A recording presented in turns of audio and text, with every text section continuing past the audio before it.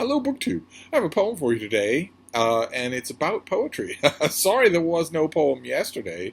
I blame for this, as I blame for most things in life, Sean D. Standfast, who it was my turn to record an episode of his great ongoing series about desert island books, and that got us to talking books, so it's a wonder that I'm even here now, 24 hours later. But we're once again returning to the new poetry. I won't block the bean.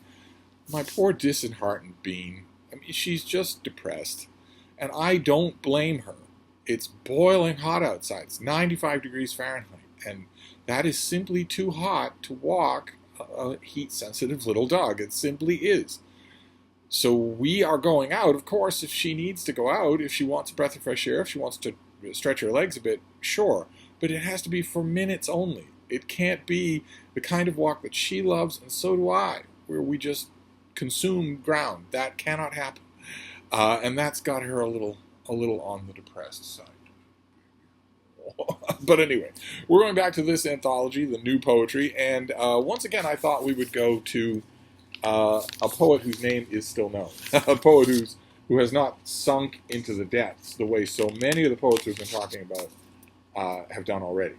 And that poet is, in my opinion, one of the great American poets, Marianne Moore. And we're going to read a poem of hers today about poetry. She wrote about poetry a lot. She reviewed a lot of volumes of poetry that came her way. Whether she did it in 200 words or 2,000 words.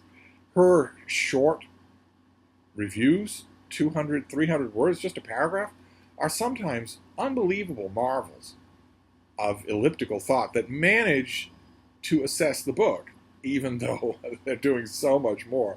But we're going to read, in this case, a poem about poetry that's called Poetry. I, too, dislike it. The it referring to poetry. I, too, dislike it. There are things that are important beyond all this fiddle.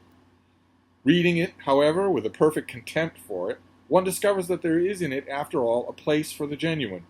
Hands that can grasp, eyes that can dilate, hair that can rise if it must.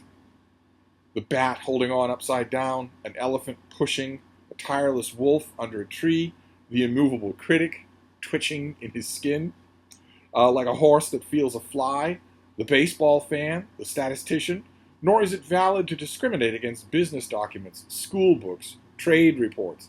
These phenomena are important, but dragged into conscious oddity by half-poets, the result is not pretty. This we know. In a liking for the raw material in all its rawness, and for that which is genuine, there is liking for poetry. So here I think it's safe for us to say that the narrator of the poem is Marianne Moore, and that this is simply her thoughts on poetry. And as we can see, this poem is a perfect example of why analyzing poetry should never be left to poets. This is largely full of nonsense. The characterization of poetry as fiddle does scant justice to the 4,000 years of poetry that preceded this poem, not all of which was fiddle. And I like the way her list of examples, of potential examples of what can live in poetry without being ruined by it, stoppers down in grandeur from the natural world to the critic to ordinary things like business documents, school books, trade reports. It is absolutely wrong on her part to imply that there's any poetry in those things. Poetry is a product of craft. And this is a typical thing that extremely craft-conscious and extremely competent poets sometimes do, which is to get to the pinnacle of their art and then say there is no art, which is obviously wrong.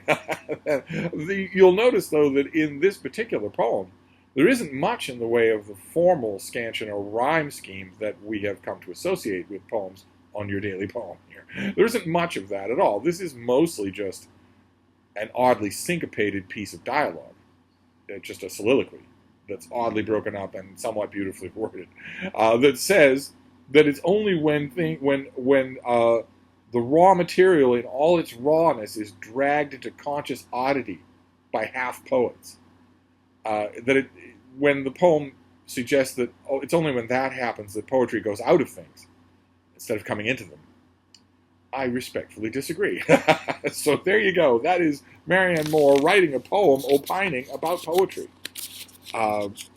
Not one of her better poems, I would say. I myself tend to like it when she is a little more form conscious than that, but she has the prerequisite of genius. The prerogative of genius is that it can wander all over form, and I will follow.